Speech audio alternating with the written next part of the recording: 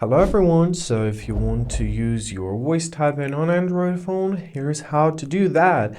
So first of all, let's open up any application which uses our keyboard. In my case, it's gonna be a Google search bar. You can use notes, basically anything. Now on our keyboard, let's tap the gear icon. So this tap may vary from phone to phone, however, the idea is going to be pretty much on all of the keyboards. Now let's press on voice typing and let's activate our voice typing by tapping on the switch right next to it. Also on the keyboard particularly, you can enable faster voice typing, which is basically an offline voice typing. Great, now let's go back to our keyboard. So there we are. Now we have this microphone icon, and in order to start our voice typing, let's simply tap on the microphone icon, and basically that's it.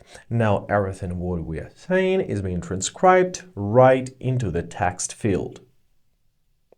Great. In order to stop your voice typing, you're either to make it pause like I just did, or simply to tap on the microphone icon once again, and it's gonna stop it. Basically, that's all for it. However, let's cover up a little bleak spot, which is punctuation marks. So if we're gonna tap on our voice typing and we're gonna say question mark, for example, let's do it again. Hey, how are you? Question mark. There we are. As you see, we have a question mark added, and that's how it works with all of the punctuation symbols, commas, punctuation marks, anything. And basically that's it.